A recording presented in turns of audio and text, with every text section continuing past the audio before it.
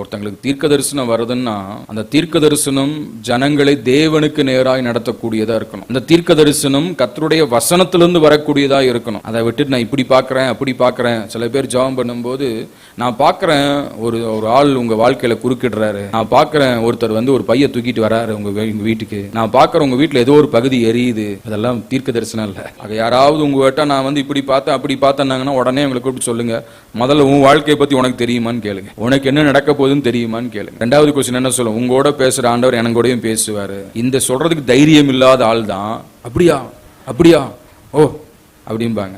அப்ப என்ன ஆகும், அவங்களுக்கு இன்னும் உற்சாகமாயிரும். அந்த தீர்க்க தரிசனமா என்ன சொல்லணும், நான் ஆவியில ஆண்டவர் உணர்த்துறாரு, நீ ஏதோ ஒரு பாவத்தில் இருக்கிற, ஒரு ரகசிய பாவத்தில் இருக்கிற, திருத்திக்கோ, ஆண்டவர் எச்சரிக்கிறார். இதுதான் கர்த்தருடைய வார்த்தை. அல்லேலூயா. அந்த வார்த்தையில அவன் குத்தப்பட்டு திருந்தணும், மனம் திரும்பும். அதை விட்டுட்டு ஆண்டவர் வீட்டை தராரு, கார தராரு. எசேக்கியேல் 12ஆம் அதிகாரம் 24, 25 ஆகிய வசனத்தை படிங்களேன். இஸ்ரவேல் வம்சத்தாரின் நடுவில் இனி சகல கள்ள தரிசனமும் முகஸ்துதியான குறி சொல்லுதலும் இராமற் போகும்.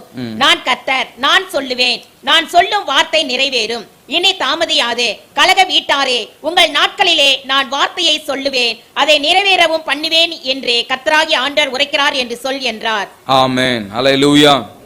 இஸ்ரவேல் வம்சத்தார் நடுவில் ஆண்டவர் சொல்ற வார்த்தை என்னன்னா, இஸ்ரவேல் வம்சத்தாரின் நடுவில் இனி சகல கள்ள தரிசனமும் முகஸ்துதியான குறி சொல்லுதலும் இராமற் போகும்.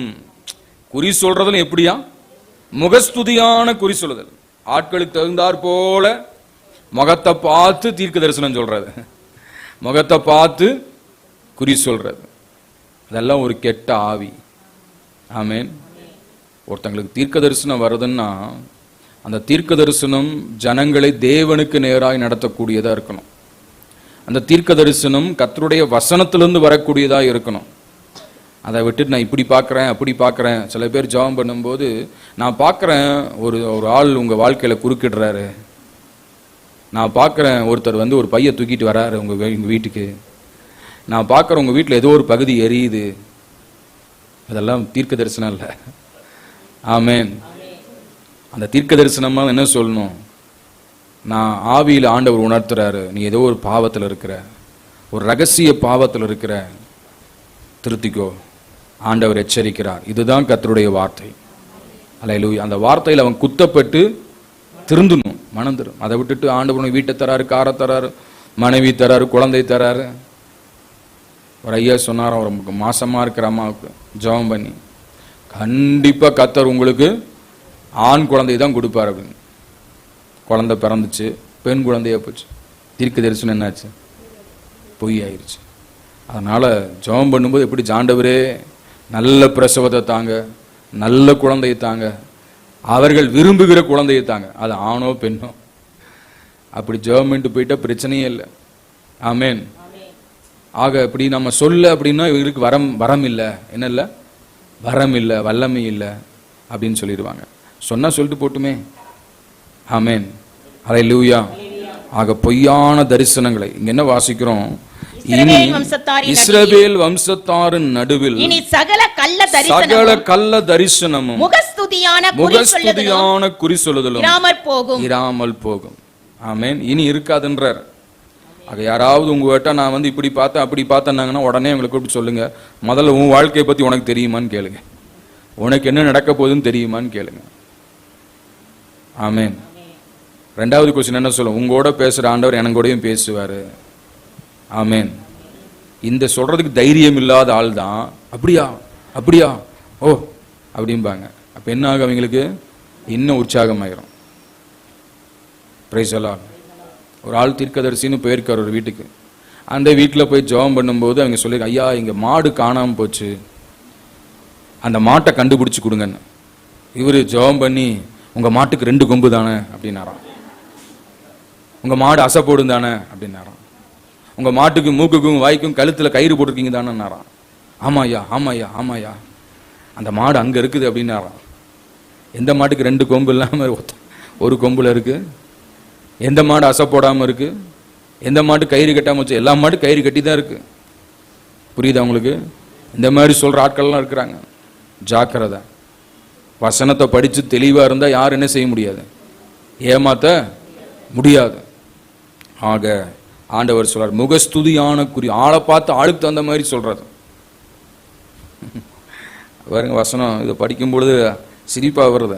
முகஸ்துதியான குறி. சின்ன பிள்ளைங்களை பார்த்தா அவங்களுக்கு தகுந்த மாதிரி, வயசானவங்களை பார்த்தா அவங்களுக்கு தகுந்த மாதிரி. ஆண்டவர் சொல்றாரு, அவங்களுக்கெல்லாம் ஐயோன்றாரு. என்ன சொல்றாரு? ஐயோ அப்படின்றாரு. அதனால இந்த மாதிரியான காரியங்கள் இனி இருக்காது அப்படின்றாரு. அப்படி இருக்காம அது இருக்காம போகணும்னா நம்ம தெளிவுள்ளவர்களா மாறணும். அல்லேலூயா. வெளுத்ததெல்லாம் பாலுன்னு நினைச்சா என்ன ஆகும்? அது பெனாயில கூட இருக்கு. பெனாயில வெள்ளையாத்தான் இருக்கு. பாட்டில திறந்தா தான் தெரியும் நாத்தம். அதனால ஜாக்கிரதை, கவனமா இருக்கணும். ஆமேன்.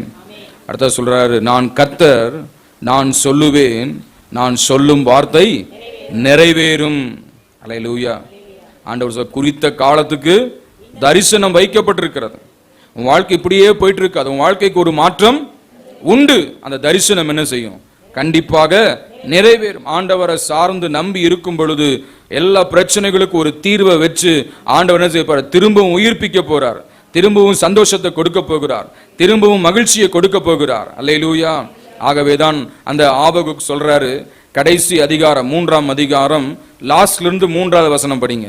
கடைசியிலிருந்து மேல 3வது வசனம். கர்த்தருக்குள் மகிழ்ச்சியாய் இருப்பேன். அதுக்கு என்ன போனாலும் அத்திமரம் துளிர்விடாமல் போனாலும், அத்திமரம் துளிர்விடாமல் போனாலும், திராட்சை செடிகளில் பழம் உண்டாகாமற் போனாலும், திராட்சை செடிகளில் பழம் உண்டாகாமற் போனாலும், ஒலிவ மரத்தின் பலன் அற்று போனாலும், ஒலிவ மரத்தில் பலன் அற்று போனாலும், வயல்கள் தானியத்தை விளைவிக்காமற் போனாலும், கிடையில் ஆட்டு மந்தைகள் முதலற்று போனாலும், தொழுவத்தில் மாடு இல்லாமற் போனாலும், நான் கர்த்தருக்குள் மகிழ்ச்சியாய் இருப்பேன், என் தேவனுக்குள் களிகூருவேன். கரங்களை தட்டி ஆண்டவரை மகிமைப்படுத்துங்க. அல்லேலூயா. Praise the lord. பேங்க்ல பேலன்ஸ் இல்லாம போனாலும், போடுவதற்கு புது துணி இல்லாமல் போனாலும், சாப்பிடுவதற்கு நல்ல ஆகாரம் இல்லாமல் போனாலும், பைக்ல பெட்ரோல் இல்லாமல் போனாலும், செல்போன்ல பேலன்ஸ் இல்லாமல் போனாலும், நான் எப்படி இருப்பேன்? எத்தனை பேர் சொல்ல முடியும்? சும்மா டயலாக் விடக்கூடாது, உண்மையா சொல்லணும். அல்லேலூயா. என்ன போனாலும் நான் எப்படி இருப்பேன்? கர்த்தருக்கு எப்படி மகிழ்ச்சியா இருப்பேன்? நான் பாடி அவரை கீர்த்தனம் பண்ணுவேன். அல்லேலூயா. என்ன போனாலும் கர்த்தர் போக மாட்டார். இதெல்லாம் போகும், ஆனா கர்த்தர் என்ன செய்ய மாட்டாருங்க? போக மாட்டார். அவர் வருவார். அல்லேலூயா. இஸ்ரவேல் ஜனங்களை எவ்வளவு ஆட்டி படைச்சாலும் அவங்களுக்கு ஒரு நாளை ஆண்டவர் வைத்திருக்கிறார். அந்த நாள்ல திரும்பவும் அவங்க என்ன செய்ய போறாரு?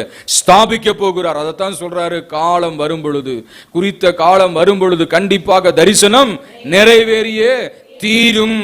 அல்லேலூயா. அது பொய் சொல்லாத, தாமதிக்காத, கண்டிப்பாக வந்து சேரும். ஆபிரகாமுக்கு வாக்கு பண்ணார், உனக்கு குமாரனை தருவன்னார். காலங்கள் போனது, பல மாற்றங்கள் வந்தது. ஆனால் கர்த்தர் சொன்ன வார்த்தை நிறைவேறியே தீர்ந்தது. அல்லேலூயா. ஆமென். அதை போல ஆண்டவர் நமக்கென்று சில ஆசீர்வாதங்களை வைத்திருக்கிறார். அது தேவனிடத்தில் என்ன செய்யுங்க? கேட்டு பெற்றுக்கொள்ள வேண்டும். அல்லேலூயா.